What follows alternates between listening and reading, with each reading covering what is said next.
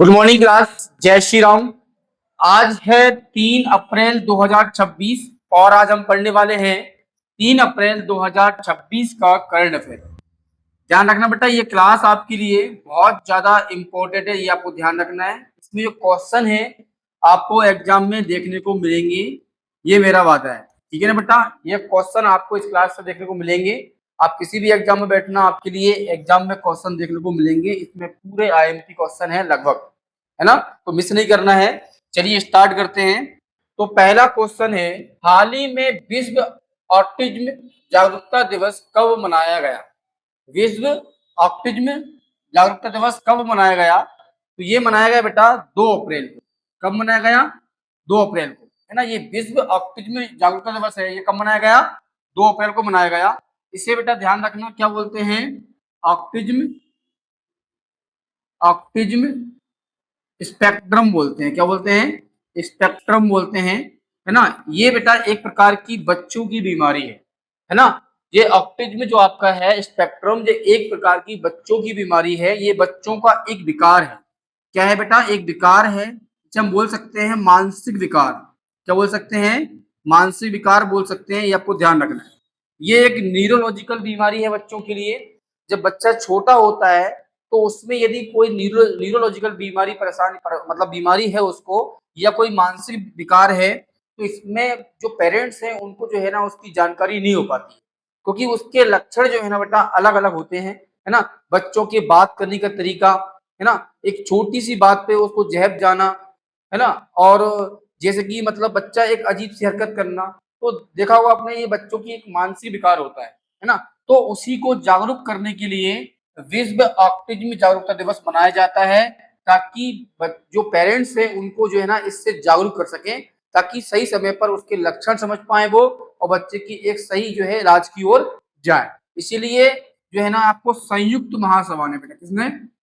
संयुक्त महासभा ने बेटा इसको घोषित किया था 2007 में। कब किया था बेटा? 2007 में जो है ना विश्व ऑटिज्म जागरूकता दिवस के रूप में मनाने की घोषणा की थी 2007 में संयुक्त महासभा ने। ध्यान रखना, संयुक्त महासभा ने बोला 2007 में घोषणा की कि अब जो है हर साल विश्व ऑटिज्म जागरूकता दिवस मनाया जाएगा, ताकि इसके द्वारा जो पेरेंट्स हैं उनको जागरूक कर सके कि बच्चों में किस प्रकार की ये बीमारी है आपकी, जो पकड़कर उनको सही तरीके से जो है ना इलाज करवा सके बच्चों का, ताकि मानसिक विकार से वो, है ना, सुधर सके, है ना। जागरूक करने के लिए जो त्योहार है, सॉरी, जो आपका ये आपका दिवस है वो मनाया जाता है ना। और ये पहली बार कब मनाया गया था बेटा? तो 2 अप्रैल 2008 को जो है पहली बार मनाया गया था। ये आपको ध्यान रखना है ना। पहली बार कब मनाया गया था? 2 अप्रैल 2008 को मनाया गया था पहली बार। 2007 में घोषणा की थी संयुक्त राष्ट्र महासभा ने। ध्यान रखना, 2026 की जो थीम की बात करेंगे, 2026 की जो थीम थी बेटा इसकी, वो थीम थी आपकी, है ना, ऑटिज्म ऑटिज्म और मानवता, है ना। मानवता, हर मनुष्य का मूल्य है। क्या है बेटा? मूल्य है। ये आपको ध्यान रखना है। 2026 की थीम ऑटिज्म और मानवता, हर मनुष्य का मूल्य है।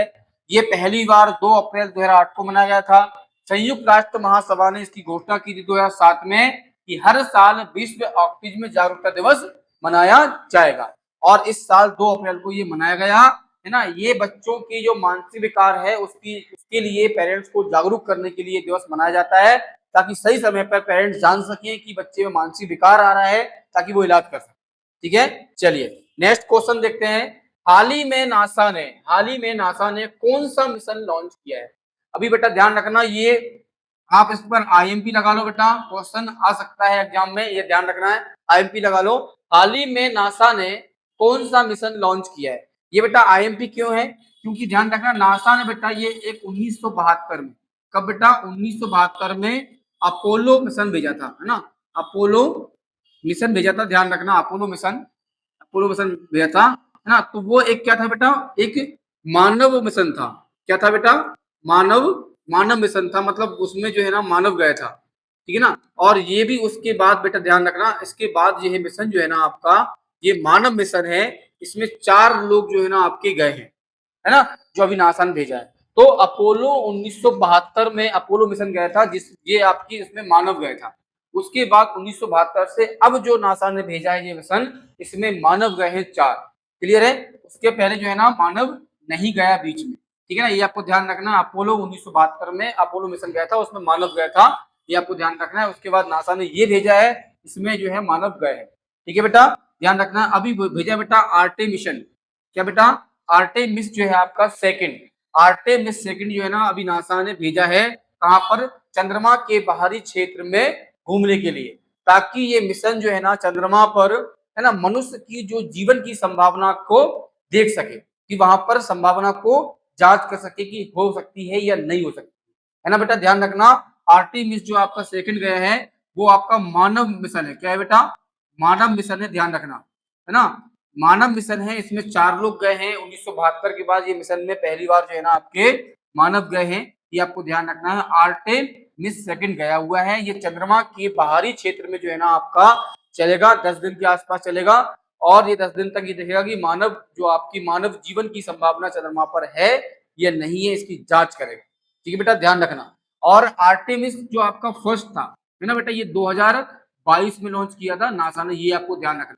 आर्टेमिस आर्टेमिस 1 जो है ना नासा ने जो आपका है 2022 में लॉन्च किया था, और आर्टेमिस सेकंड जो आपका है वो अभी हाल ही में जो है नासा ने जो है आपका 1 अप्रैल को लॉन्च किया है। कब किया बेटा, 1 अप्रैल को लॉन्च किया, 1 अप्रैल 2026 को लॉन्च किया है नासा ने आर्टेमिस सेकंड, ठीक है ना बेटा। इस ये मानव वाला मिशन है, और ये आर्टेमिस सेकंड जो गया था ना बेटा, ये मानव रहित था, ध्यान रखना, इसमें मानव नहीं गया था, ठीक है ना, इसमें मानव नहीं गया था, ये आपको ध्यान रखना। आर्टेमिस जो आपका फर्स्ट था उसमें मानव नहीं गया था, 2022 में लॉन्च किया था, 2026 में 1 अप्रैल को लॉन्च किया है आर्टेमिस सेकंड, ये मानव वाला मिशन है, इसमें मानव गया है। ये चंद्रमा से जो बाहरी क्षेत्र है उसमें जो है ना आपका घूमेगा, और वहां पता लगाएगा कि चंद्रमा पर मानव जो जीवन है वो उसकी संभावना है या नहीं है, ये आपको लिए ध्यान रखना है, ठीक है बेटा, क्लियर है। साथ ही में आपको ये ध्यान रखना है बेटा, है ना, ये कहां से लॉन्च किया है बेटा, ये लॉन्च किया है फ्लोरिडा से, कहां से, फ्लोरिडा, फ्लोरिडा के कैनेडी स्पेस सेंटर से, स्पेस सेंटर से लॉन्च किया है। कहां से किया बेटा, फ्लोरिडा के कैनेडी स्पेस सेंटर से ये लॉन्च किया है आर्टेमिस सेकंड, नासा ने। किसने किया बेटा, नासा ने किया, ये आपको ध्यान रखना है, 1 अप्रैल 2026 को। इसमें बेटा 4 लोग गए हैं, एक महिला और ध्यान रखना, एक महिला और 3 पुरुष गए हैं, है ना। तो एक गए हैं आपका बेटा रीड वाइसमैन, रीड वाइसमैन गया है बेटा, ये आपको ध्यान रखना है, ये मिशन का कमांडर है। कौन है मिशन का कमांडर है, कौन है बेटा मिशन का कमांडर, ये आपका है रीड वाइसमैन, मिशन का कमांडर है। दूसरा गया बेटा विक्टर ग्लोवर, विक्टर ग्लोवर, ये पायलट है, ये पायलट है। एक गया बेटा, एक गया आपका जेरेसी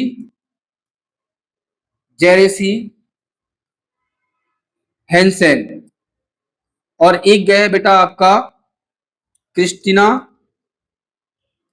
कोच, ठीक है ना। ये दोनों जो है ना बेटा आपके मिशन स्पेशलिस्ट हैं। कौन है बेटा, मिशन स्पेशलिस्ट है, स्पेशलिस्ट, ठीक है ना, ये मिशन स्पेशलिस्ट है। तो ये 4 मानव गए हैं बेटा, कहां पर, ये गए हैं आपके आर्टेमिस सेकंड में, 4 मानव गए हैं, ये आपको ध्यान रखना है। ये कितनी दूरी तय करेगा बेटा, ये दूरी तय कितनी करेगा, तो दूरी तय करेगा, ये आपको ध्यान रखना है 11,02,400 किलोमीटर की दूरी तय करेगा, ये आपके ध्यान रखना, ठीक है ना। 11,02,400 किलोमीटर की दूरी तय करेगा। इसमें 4 व्यक्ति गए हैं, एक गए हैं रीड वाइसमैन, ये मिशन कमांडर है, एक विक्टर ग्लोवर गया है, ये पायलट है, जेरेसी हैंसेन और क्रिस्टीना कोच ये मिशन स्पेशलिस्ट हैं। ये 4 लोग गए हैं, ये 3 पुरुष और 1 महिला इस मिशन में गए हैं। ये चंद्रमा के चारों ओर घूमेगा, और जो आपके दूर दराज से जो है ना फोटो क्लिक करेगा, और साथ में ये दिखेगा कि जीवन की संभावना है या नहीं है ना बेटा। ये 1972 में अपोलो मिशन के बाद ये दूसरा ऐसा मिशन है, ध्यान रखना, या पहला ऐसा मिशन है जिसमें मानव गए हैं ना। अभी तक जो है ना आपके मानव जो आपके मिशन में नहीं गए चंद्रमा पर, ध्यान रखना। ये आपका आर्टेमिस 1 भी गया था 2022 में, ये मानव रहित था, ये मानव उसमें साथ में नहीं गए थे। ध्यान रखना ये कहाँ से लॉन्च किया है, फ्लोरिडा के केनेडी स्पेस सेंटर से लॉन्च किया है, ये आपको ध्यान रखना है। ठीक है बेटा, ये आपको ध्यान रखना है, ये आपको ध्यान रखना है। चलिए आगे हम बात करेंगे बेटा, नासा के बारे में थोड़ा जान लेते हैं। नासा का फुल फॉर्म पूछता है, ध्यान रखना बेटा, नासा का फुल फॉर्म कई बार पूछा है, ये आपको ध्यान रखना ही है। National aeronautics and space administration. क्या होता है बेटा, national aeronautics and space administration, इसका फुल फॉर्म है। ये कई बार पूछता है बेटा, ये आपको बिल्कुल ध्यान में रख के चलना है इसका फुल फॉर्म। ये संयुक्त राज्य अमेरिका की एक अंतरिक्ष एजेंसी है, ध्यान रखना है, संयुक्त राज्य अमेरिका की एक अंतरिक्ष एजेंसी है।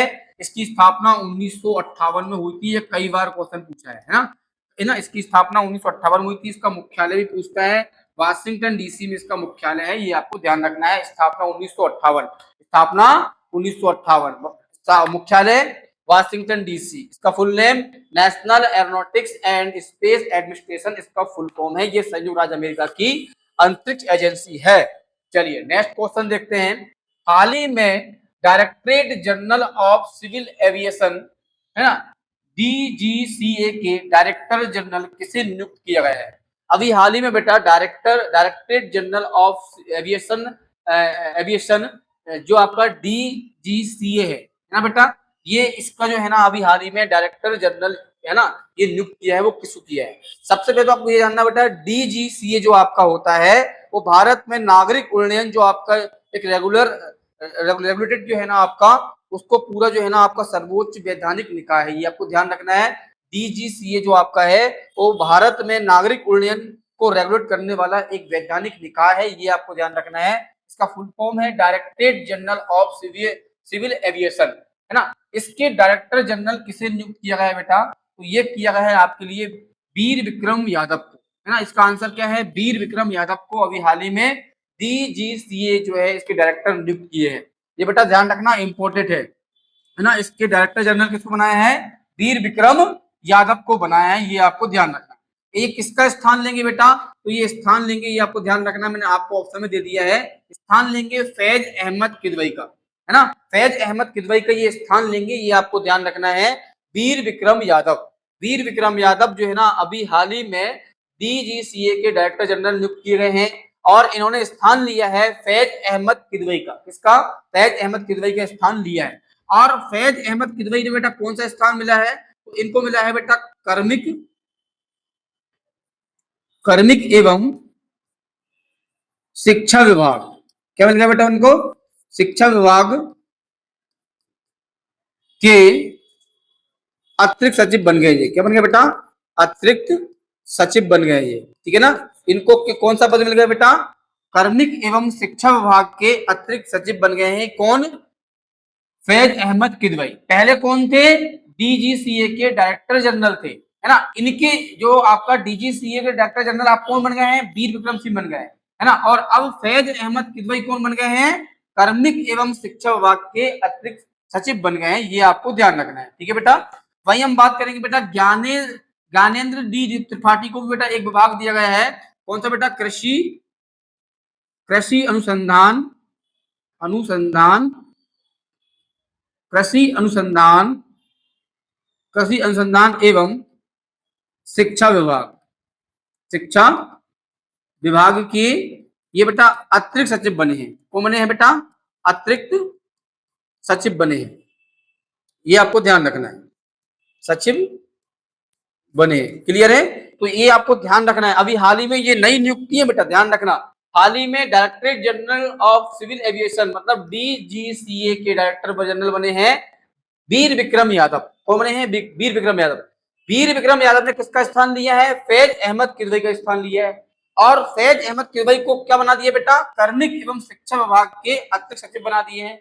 वहीं ज्ञानेंद्र डी त्रिपाठी को कृषि अनुसंधान एवं शिक्षा विभाग के अतिरिक्त सचिव बनाए हैं, ये आपको ध्यान रखना है, ठीक ना। ये तीनों पद बहुत इंपॉर्टेंट है, मैंने आपको बता दिए।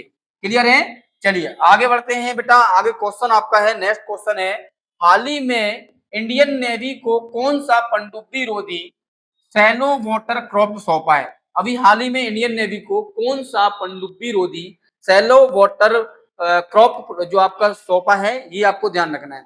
तो अभी ये आपको ध्यान रखना है बेटा, ये एट शिप प्रोजेक्ट का एक क्या है बेटा, ये एक क्या है बेटा, हिस्सा है ना, एट शिप प्रोजेक्ट, है ना, एक आपका एट शिप प्रोजेक्ट चल रहा है बेटा, है ना, प्रोजेक्ट चल रहा है आपका, एट शिप प्रोजेक्ट चल रहा है, उसी का एक हिस्सा है बेटा, क्या बेटा, सैलो वाटर क्रॉप, है ना, इसका नाम है बेटा मालवान। क्या नाम है बेटा, मालवान। अभी हाल ही में भारतीय जो आपका इंडियन नेवी है, उसको जो है ना सैलो वाटर क्रॉप मालवान सौंपा है इंडियन नेवी को, इसको इंडियन नेवी को। ये एट शिप प्रोजेक्ट का एक हिस्सा है, ये आपको ध्यान रखना है। क्लियर है? इसको डिजाइन किसने किया बेटा, तो इसको डिजाइन किया है कोच्चि कोच्चि शिपयार्ड लिमिटेड ने, है ना, लिमिटेड ने इसको डिजाइन किया है। किसने डिजाइन किया है? कोच्चि शिपयार्ड लिमिटेड ने इसको डिजाइन किया है। ये एट शिप प्रोजेक्ट का एक हिस्सा है, का नाम है मालवान। क्या है बेटा? ये मालवान। ये ध्यान रखना बेटा, मालवान जो आपका है वो टॉर्पीडो, रॉकेट, आधुनिक रडार और जो आपके सोनार होते हैं, है ना, उन प्रणालियों से फुल लैस है। ये आधुनिक जो आपकी टेक्नोलॉजी है उससे फुल लैस है, जैसे कि रडार हो गया, है ना, टॉर्पीडो रॉकेट हो गया, रडार हो गया, सोनार हो गया, इनसे बिल्कुल एकदम लेस है ना। ये ऐसी सबमरीन को ढूंढ सकता है जो ढूंढने में कठिनाई हो, उसको ये आसानी ढूंढ लेगा। पानी के अंदर कोई ऐसी सबमरीन आ रही है दुश्मनों की जिसको ढूंढना आसान है, उनको ये आसानी ढूंढ लेगा। और सबसे खास बात इसकी बेटा ये है, यदि मान लो किसी ने माइंस बिछा दिए, समुद्र में बेटा माइंस बिकते हैं, है ना, जैसे आपकी धरती पे बिछते हैं ना माइंस, ऐसे समुद्र में भी माइंस बिछ जाते हैं। यदि किसी दुश्मन ने जो आपका दुश्मनों ने यदि समुद्र में माइंस बिछा दिए ना, तो ये माइंस को पकड़कर डिस्ट्रॉय करने की क्षमता रखता है, डिस्ट्रॉय कर देगा, फूटने नहीं देगा। क्लियर है? तो मालवान एक आपकी शक्तिशाली, है ना, सबमरीन है, शक्तिशाली जहाज है, ध्यान रखना है। ये मालवान जो आपका है, समुद्र में किसी ने माइंस बिछा दिए ना, तो माइंस को पकड़कर उसको डिस्ट्रॉय, मतलब खत्म ही करने की कोशिश कर देता है, डिस्ट्रॉय कर देता है ना। ये आधुनिक प्रणाली का एकदम क्या है, आधुनिक प्रणाली जो आपकी है ना, रडार, सोनार, इनसे लैस है, फुल लैस है ना। ये बहुत खतरनाक है, ध्यान रखना आपको।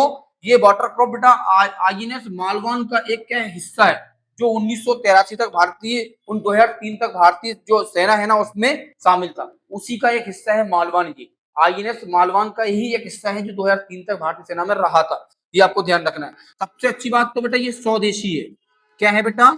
स्वदेशी, स्वदेशी, है ना, ध्यान रखना, स्वदेशी वाटर क्रॉप्ट है, ये आपको ध्यान रखना है ना, स्वदेशी वाटर क्रॉप्ट है। इसमें 80% जो आपकी टेक्नोलॉजी है वो भारत की है, जो उपकरण लगे हैं वो भारत के लगे हैं। तो ये स्वदेशी वाटर क्रॉप्ट है, ये भी आपको ध्यान रखना है बेटा। क्लियर है? तो ये आपका नाम क्या है? मालवान है। क्या नाम है? मालवान।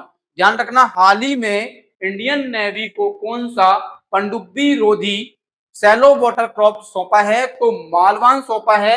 ये स्वदेशी वाटर क्रॉप है, इसको डिजाइन किया है कोची शिपयार्ड ने। ये एट शिप प्रोजेक्ट का एक हिस्सा है। ये बहुत ही बेहतर तरीके से टेक्नोलॉजी से बनाया है, इसमें आधुनिक टेक्नोलॉजी है ना, टॉर्पिडो रॉकेट, आधुनिक रडार, सोनार, ये सबसे लैस है। ये इसमें बहुत क्षमता है, ये किसी भी सबमरीन को जो अंदर छुप के बाहर करती है इसको पकड़ने में क्षमता रखता है, एकदम घूमने की क्षमता रखता है। साथ ही बेटा ये माइंस को भी डिस्ट्रॉय करने की क्षमता रखता है। चलिए नेक्स्ट क्वेश्चन देखते हैं बेटा। नेक्स्ट क्वेश्चन है, हाल ही में आरबीआई की स्थापना दिवस कब मनाया गया? है ना बेटा, आईएमपी लगा लो बेटा, आरबीआई से क्वेश्चन आता है। तो हाल ही में आरबीआई स्थापना दिवस कब मनाया गया बेटा? तो सबसे पहली बात तो आरबीआई का फुल फॉर्म होता है reserve bank of India, reserve bank of India, bank of India, ठीक है ना, रिजर्व बैंक ऑफ इंडिया, ये ध्यान रखना, रिजर्व बैंक ऑफ इंडिया इसका फुल फॉर्म है। ये भारत में बैंकों का बैंक है, भारत में बैंकों का बैंक है, ये आपको ध्यान रखना है। सबसे पहले इसकी स्थापना की बात करेंगे बेटा, सबसे पहले इसकी स्थापना की बात करेंगे तो बेटा ध्यान रखना, हिल्टन यंग, है ना, हिल्टन यंग, हिल्टन यंग आयोग, है ना बेटा, हिल्टन यंग आयोग 1926 की बात कर रहा हूं बेटा, है ना, ध्यान रखना। हिल्टन यंग आयोग 1926 में सिफारिश की थी इसने, है ना, सिफारिश की थी बेटा, ध्यान रखना। क्लियर है, ध्यान रखना। तो जो आरबीआई की स्थापना जो हुई है ना बेटा, वो हिल्टन यंग आयोग था एक 1926 में, इसने सिफारिश की थी भारत में एक बड़ा बैंक होना चाहिए, है ना, इस आयोग ने सिफारिश की थी। और इसके बाद ध्यान रखना बेटा, आरबीआई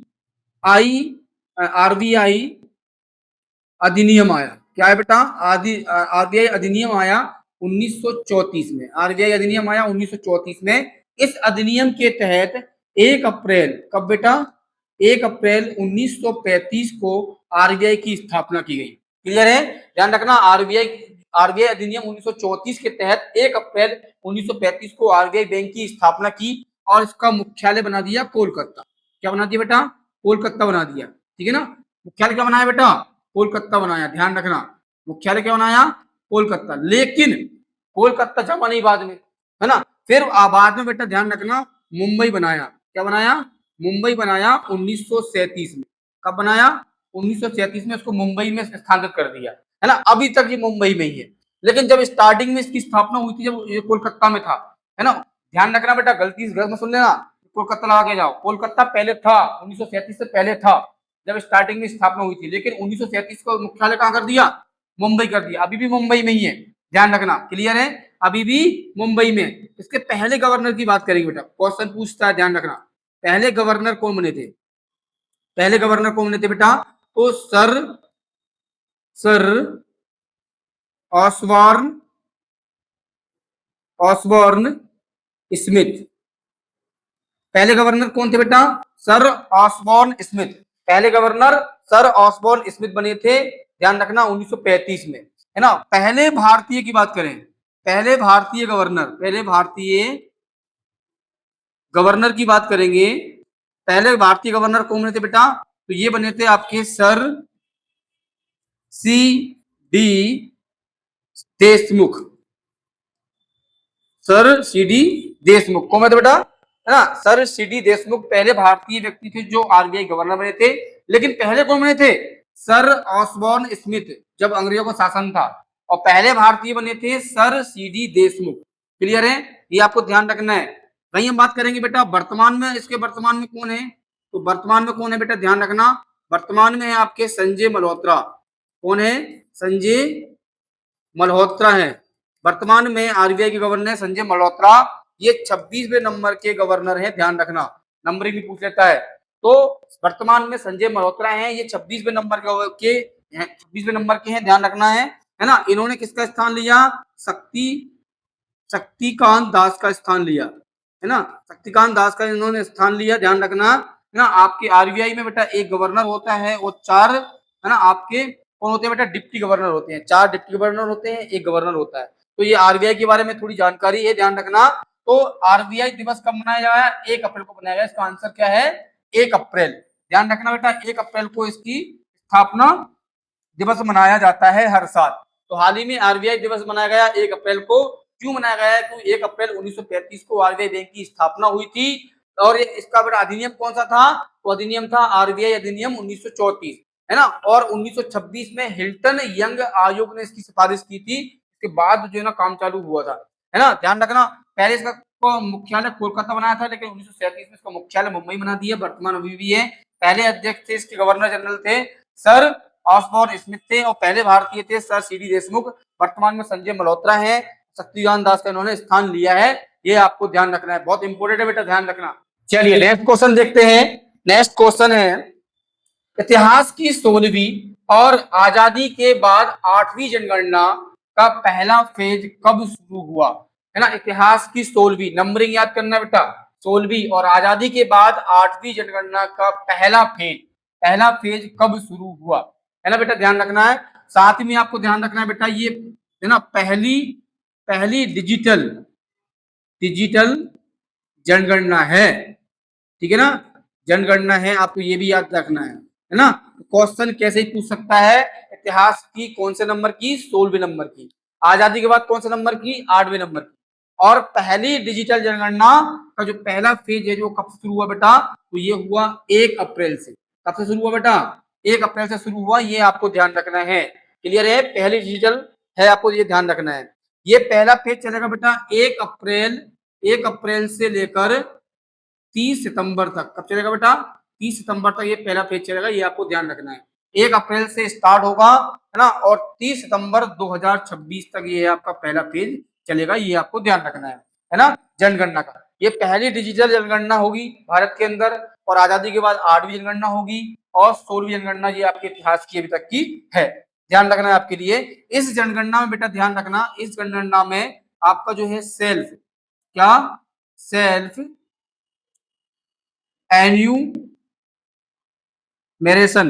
एन्यूमरेशन सेल्फ एन्यूमरेशन जो आपका है वो होगा आपका 15 दिनों तक।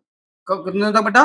15 दिनों तक होगा आपका सेल्फ एन्यूमरेशन, है ना। इसके बाद ध्यान रखना बेटा, इसके बाद अगले 30 दिनों तक, अगले 30 दिनों तक होगा बेटा डोर टू डोर जनगणना। दिन तक क्या होगी बेटा?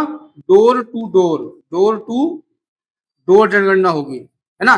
क्लियर है? तो ये आपका सेल्फ एन्यूमरेशन होगा आपका। इसमें एक बेटा साइट दी गई है, क्या दी गई है बेटा? एक साइट दी गई है, पोर्टल दिया गया है। क्या दिया है? पोर्टल दिया है। ये पोर्टल आपका है सी, है ना, .CENSUSE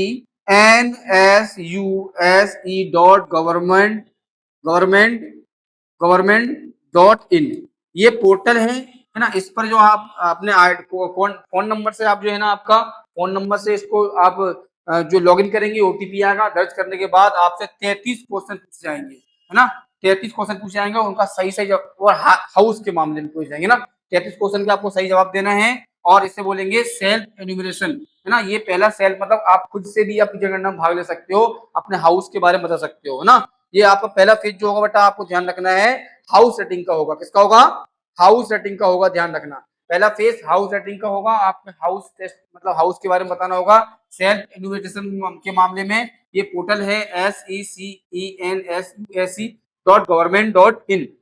इस पर आप नंबर से दर्ज करेंगे, दर्शन करने के बाद ओटीपी आएगा, दर्ज करने के बाद 33 क्वेश्चन पूछे जाएंगे आपका हाउस के आसपास के बारे में, वो आपको जवाब देना है। ये आपके 15 दिन तक चलेगा। अगले 30 दिनों तक जो आपका है वो डोर टू डोर कर्मचारी करेंगे, ठीक ना। ध्यान रखना आपके लिए, है ना। साथ ही में आपको ध्यान रखना है बेटा, ये आपको ये एक हाइब्रिड क्या है बेटा? हाइब्रिड हाइब्रिड मॉडल है ना। हाइब्रिड मॉडल है बेटा, ध्यान रखना। हाइब्रिड मॉडल हम इसे बोल सकते हैं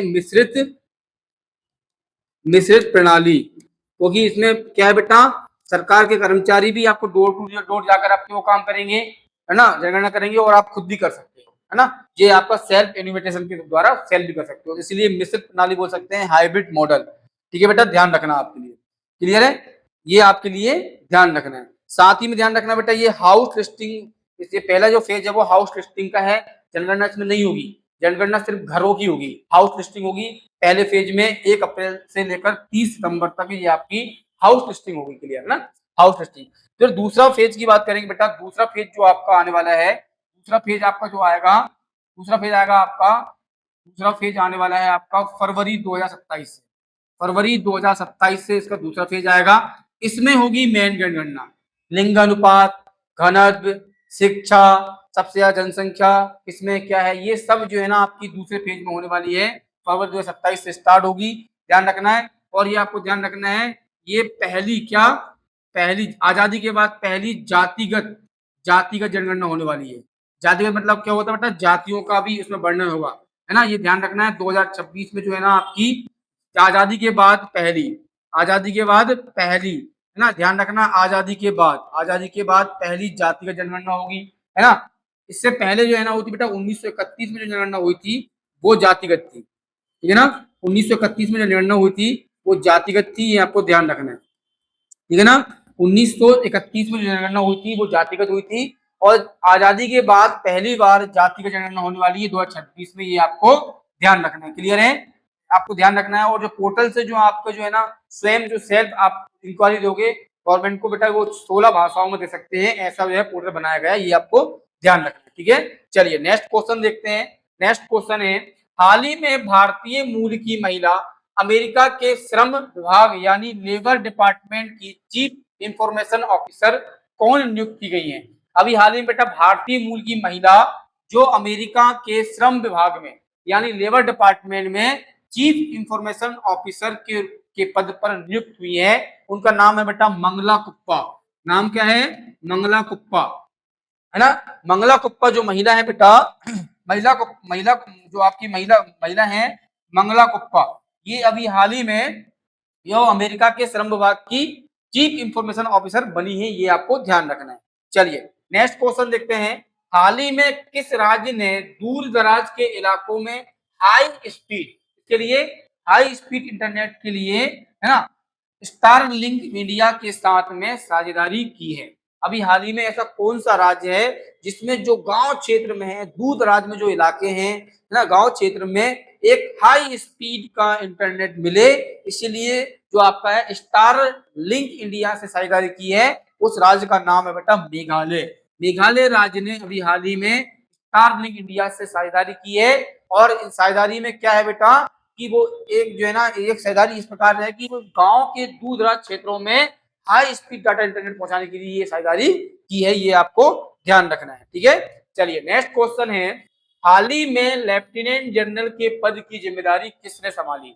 अभी हाल ही में भारत के लेफ्टिनेंट जनरल के पद की जिम्मेदारी संभाली है बेटा धीरज सेठ ने। इसका आंसर क्या है? डी है बेटा, धीरज सेठ ने। अभी हाल ही में भारत के लेफ्टिनेंट जनरल के पद की जिम्मेदारी संभाली है धीरज सेठ ने, ये आपको ध्यान रखना है। चलिए नेक्स्ट क्वेश्चन है। हाल ही में किस लेफ्टिनेंट जनरल ने दक्षिणी कमान संभाली? कौन सी बेटा? दक्षिणी कमान। हमारे भारत के जो सेना है उसमें कितने कितने कमान है बेटा? तो उसमें 4 कमान है। एक तो आपकी होती है बेटा, ये भारत है, ये आपका क्या है? ये भारत है, ये आपको ध्यान रखना है। सबसे पहले क्या देखना है आपको? भारत देखना है, ये भारत है आपका, ठीक है ना। इस भारत में जो आपकी ये कितनी कमान है बेटा? इसमें भारत में आपकी 4 कमान है, ठीक है ना, 4 कमान है, ये आपको ध्यान रखना है। कितनी कमान है बेटा? 4 कमान है, ठीक है ना, ये 4 कमान है। क्लियर है? 4 कमान है। तो सबसे उत्तरी कमान होगी जम्मू कश्मीर, ये वाला एरिया कौन सा होगा बेटा? उत्तरी कमान हो गई। क्लियर है? उत्तरी कमान हो गई, ये जम्मू कश्मीर वाली एरिया है, वो उत्तरी कमान हो गई आपकी। क्लियर है? आपकी जो पश्चिमी कमान है बेटा, जो पाकिस्तान पंजाब वाला क्षेत्र है, पाकिस्तान की जो बाउंड्री है आपकी यहाँ तक, ये आपकी हो गई ये पश्चिमी कमान। कौन सी हो गई? ये पश्चिमी कमान। यहां से लेकर जो समुद्र से लगा हुआ क्षेत्र है ये वाला, ये कहलाती है दक्षिणी कमान। क्या कहलाती है? दक्षिणी कमान। और जो आपका ये इधर ये आपका पूर्वोत्तर वाला क्षेत्र है, ये वाला क्षेत्र, और ये आपका चीन से लगा क्षेत्र है, इसको बोलते हैं पूर्वी कमान। क्या बोलते हैं बेटा?